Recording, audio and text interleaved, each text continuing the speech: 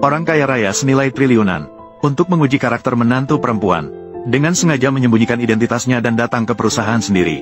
Tidak disangka karena lift terlalu berat, wanita licik yang datang kemudian, mengandalkan jabatan kepala perusahaan sendiri, malah mendorong orang kaya keluar dari lift. Untungnya gadis yang baru datang wawancara. Gadis itu segera menopangnya. Kamu ini kenapa begitu? Bagaimana bisa mendorong orang tua? Lagi pula, apakah kamu salah? Setelah kamu masuk lift, barulah terjadi kelebihan beban. Orang yang seharusnya keluar adalah kamu. Kalian berdua pikir kalian siapa? Berani membuatku keluar. Kamu tahu siapa saya?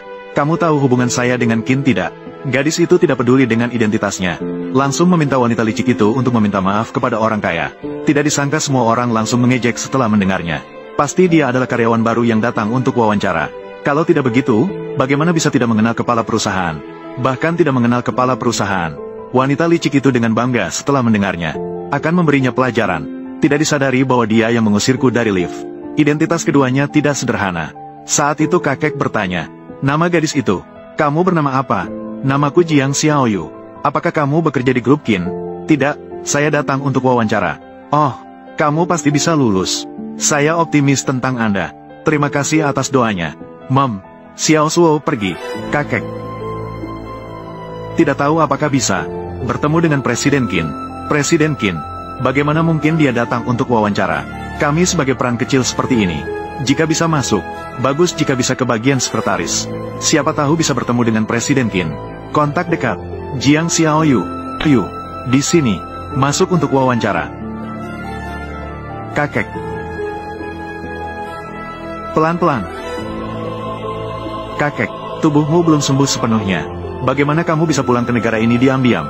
Kamu masih berani bicara. Sudah lebih dari setahun. Mengapa kamu belum membawa? Menantu belum datang untuk melihat saya. Apakah kamu sebenarnya belum menikah? Perkawinan. Bukankah ada sertifikat pernikahan? Sudah kuberikan padamu. Kamu hanya memperlihatkan sampulnya padaku. Aku tidak peduli. Saya akan bertemu menantu perempuan. Tidak bisa menemukan orang. Saya tidak akan hidup lagi. Kakek baik, Xiaoqi mengatakan drama. Anda hanya perlu menyembuhkan penyakitnya. Saya pasti akan membawamu bertemu dengannya. Tanpa disadari baru saja membantu dirinya sendiri. Gadis itu adalah menantunya. Ternyata sudah setahun yang lalu. Direktur eksekutif untuk menanggapi tekanan pernikahan dari keluarga. Memerintahkan asisten untuk mencarikan pasangan pernikahan. Mencari pasangan pernikahan kilat. Kebetulan gadis itu butuh uang karena neneknya dirawat di rumah sakit. Mendesak butuh uang. Sedang berencana untuk menikahkan diri. Namun hasilnya tidak terduga. Bertabrakan dengan direktur eksekutif. Kamu akan terus bersandar di atasku berapa lama lagi? Maaf. Kamu baik-baik saja kan? Bagaimana kamu bisa mengemudi? Apakah kamu bercanda dengan nyawa orang? Maaf. Semua salahku. Berapa banyak uang yang kamu butuhkan? Aku bisa menggantimu. Dia adalah pasangan pernikahan yang diberikan oleh Su Jie. Mencari pasangan pernikahan. Tidak perlu. Masuk dan ambil sertifikat pernikahan. Sepertinya kamu tidak terluka apa-apa. Tidak sampai membuat saya mengorbankan diri sepenuhnya. Saya yang mengundang Anda untuk mengambil sertifikat. Denganmu. Baiklah, masuklah. Ada 3 juta di kartu. Ini janji saya. Sebagai imbalan untukmu. 3 juta. Bukannya kita sepakat 8. Baiklah, 8 juta. Bukan. Maksud saya adalah 10 juta. Saya menyarankan agar jangan terlalu serakah. Karena keduanya memiliki rahasia masing-masing. Bersatu demi kepentingan. Maka keduanya tidak mempermasalahkan identitas satu sama lain, hanya bertukar nomor telepon, lalu berpisah. Setahun berlalu begitu cepat. Awalnya mereka sepakat, hari ini untuk mengurus perceraian di kantor catatan sipil. Tidak disangka kakek tiba-tiba pulang ke negara asal, mengacaukan rencananya. Sementara gadis di sini menjalani tahun kesepian, akhirnya akan mendapat pembebasan. Maka dia memutuskan sebelum bercerai, untuk mencari pekerjaan terlebih dahulu, memulai hidup baru. Inilah saatnya dia bertemu kembali dengan kakek. Pertemuan kebetulan di dalam lift. CEO untuk menenangkan kakek, akan diatur secepatnya. Menantu Sun datang untuk bertemu dengannya. Kakek itu akhirnya mengangguk puas. Kemudian dia teringat, gadis yang ditemui hari ini. Oh ya, hari ini kalian wawancara. Ada seorang gadis bernama Jiang Xiaoyu. Kamu harus merekrutnya. Kakek, perusahaan merekrut berdasarkan kemampuan. Semua sudah mengikuti wawancara, maka pasti memiliki kemampuan. Xiaoqi mengatakan drama. Gadis kecil ini, cantik di luar, baik di dalam. Saya menyukainya. Baiklah, aku memanggilnya masuk. Kakek, Anda pulang dulu. Su Jie, Antar kakek pulang. Ah, tidak perlu. Saya bisa pergi sendiri. Jiang Xiaoyu. Selamat siang dua pewawancara. Ini adalah CV saya. Kamu, sungguh kebetulan. Selesai. Bawa chefmu dan pergi. Ya Tuhan, Qin, bos. Ganteng banget. Apakah Jiang Xiaoyu ada? Kau hanya karena tadi, aku telah menyakiti perasaanmu. Maka kau sengaja menyulitkanku. Aku memang sengaja menyulitkanmu. Ada apa? Ah, jelas sekali kamulah yang menindas orang tua itu. Kesalahan ada padamu. Meskipun dimulai dari awal, aku hanya memelukmu sebentar. Perusahaan ini, dengan seorang direktur seperti kamu, aku bahkan tidak peduli dengan wajahmu. Mengapa orang ini begitu familiar? Jiang Xiaoyu. Jurusan desain. Apakah bagian desain masih kekurangan orang? Qin, Direktur Qin, bagian desain kami tidak kekurangan orang lagi. Bergabung dengan bagian sekretaris sebagai asisten magang. Menjadwalkan penerimaan. Silakan masuk ke sini. Wanita ini langsung menggoda Direktur Qin begitu datang. Tunggu saja. Kamu adalah gadis baru di perusahaan. Gadis cantik baru. Kamu harum sekali. Kamu melakukan apa? Kamu berani memukulku. Kamu berani menyentuhku. Memukulmu adalah hal yang ringan bagiku. Begitu kamu datang, kamu langsung menggoda Direktur Qin. Aku hanya memelukmu sebentar. Kamu pura-pura apa padaku? Gadis suci yang setia. Direktur Qin. Tunggu saja. Berhenti. Apa yang terjadi? Dia melecehkanku. Bahkan menyentuhku. Direktur Qin, jangan dengarkan omongannya. Dia yang ingin naik jabatan, dia yang menggoda aku.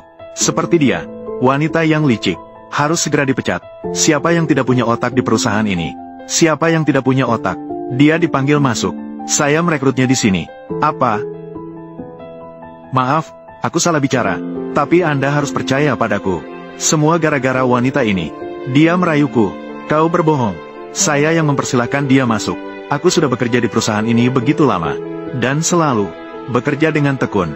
Anda harus percaya padaku. Kau bisa pergi. Apakah kau mendengar? Kenapa belum pergi sekarang juga? Dialah yang melecehkan saya. Wan Chai, kenapa harus memecat saya? Aku bicara tentang dia. Xiao Qiju. Bodoh. Xiao Suosua.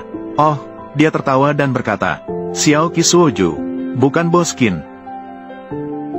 Bos Qin, aku tahu aku salah. Aku memiliki tanggungan di atas dan di bawah. Keluarga ini, semua mengandalkan saya untuk makan. Jika saya kehilangan pekerjaan ini, semua akan kelaparan, Bos Qin. Berikan aku kesempatan lagi. 3. Terima kasih, Bos Qin. Kerja dengan baik. Baik. Orang ini kenapa? Begitu akrab. Su Jie. Bos Qin. 1 tahun yang lalu. Orang yang kau carikan untukku menikah.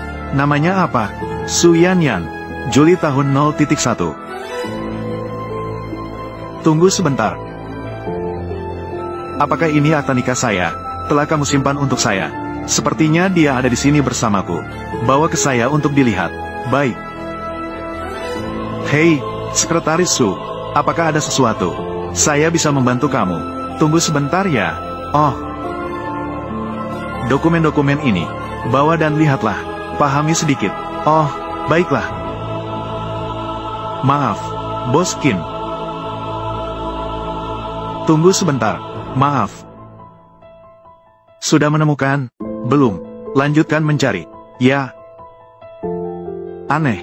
Saya ingat seharusnya diletakkan di sini. Mengapa tidak bisa ditemukan? Sekretaris Su, apa yang sedang kamu cari? Surat nikah. Perlu bantuan saya? Tidak perlu. Ambilkan 1 lembar daftar bahan pakaian. Biarkan Bos Qin menandatangani. Oh, baik. Kamu datang untuk apa? Lagi di depan Bos Qin. Berdandan dan berpose. Saya akan memberikan daftar bahan produk kepada Bos Qin. Jadi begitu. Ah. Apa yang sedang kamu lakukan? Kamu menukar daftar bahan pakaian. Pasang kain tipe A. Diubah menjadi bahan kelas C. Apakah kamu tahu? Jika diproduksi, pakaian ini akan menjadi beracun. Itu akan membunuh orang. Apakah kamu ingin menghancurkan Qin? Saya tidak menyentuh ini. Masih berani membantah? Ayo, ikut saya ke bagian personalia. Lepaskan aku tidak melakukan apa-apa. Ada apa? Bos Qin. Jiang Xiaoyu menukar daftar bahan pakaian. mempengaruhi reputasi perusahaan. Saya bilang saya tidak. Kamu berbohong. Bermain-main dengan mangkuk beras. Xiao Kufu. Bagaimana menjelaskannya? Saya benar-benar tidak diperintahkan oleh Sekretaris Su. Saya pergi mengambil ini. Saya tidak pernah membukanya. Bagaimana mungkin saya melakukan itu? Jangan berpura-pura di sini. Mencari simpati dari Bos Qin. Cukup. Apakah kamu pergi kemana-mana? Kemana kamu pergi? Ruang teh. Saya pergi ke ruang teh.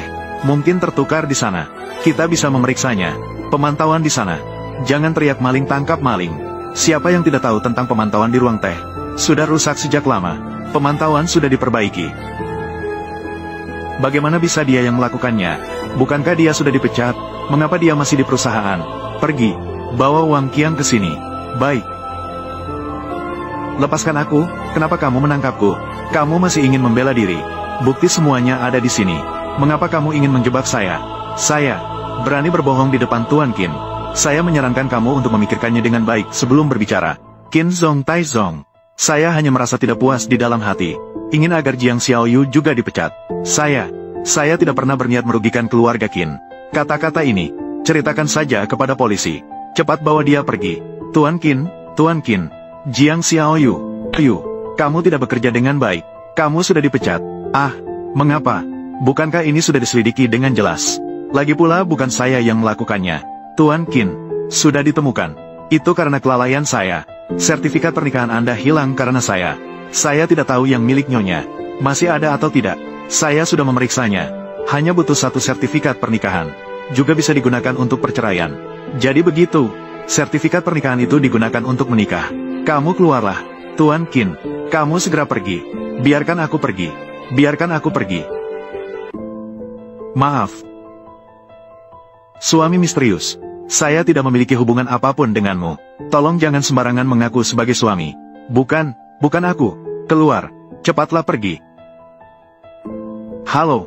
Maaf. Saya punya urusan pagi ini. Saya pergi dulu. Kamu. Apakah kamu sedang menangis? Tidak apa-apa. Apakah kamu mencari saya untuk membicarakan perceraian? Ya, tentang perceraian.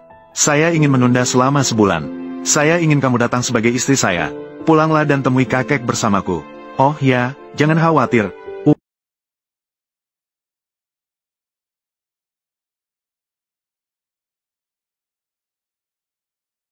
Adalah pahlawanku. Bagaimana mungkin aku meminta uangmu lagi? Jangan khawatir. Saya sangat pandai membuat orang tua senang. Baiklah. Urusan perceraian, saya akan menyelesaikannya sesegera mungkin. Masih ada satu hal lagi. Sertifikat pernikahanku hilang. Apakah milikmu masih ada? Sertifikat pernikahanmu juga hilang. Sertifikat pernikahan Anda hilang karena saya. Barusan Sekretaris Su bilang, sertifikat pernikahan Qin hilang. Kok bisa kebetulan seperti ini? Sertifikat pernikahanmu juga hilang. Jika begitu, itu akan merepotkan. Tidak ada. Hari ini, saya memiliki seorang rekan kerja. Kartu nikah juga hilang. Apa yang aku pikirkan? Suami misterius. Bagaimana mungkin itu Qin? Kamu, apakah kamu mengalami kesulitan? Kamu tadi sedang menangis. Meskipun kita menikah palsu, tapi suami istri sehari, berjuta kasih. Jika kamu memiliki kesulitan, ceritakan padaku. Saya akan mencoba yang terbaik untuk membantu Anda. Zhao sudah tiba.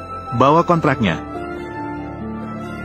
Saat kamu meneleponku tadi, aku dipecat oleh bosku. Jadi aku agak terkejut, tapi sekarang aku baik-baik saja. Pergi bekerja di perusahaanmu. Tidak perlu. Tenang saja. Aku tidak mudah menyerah.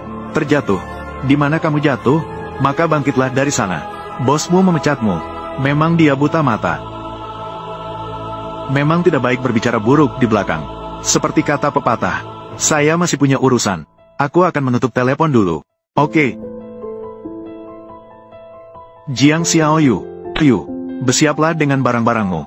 Segera tinggalkan perusahaan. Saya tidak tahu situasinya.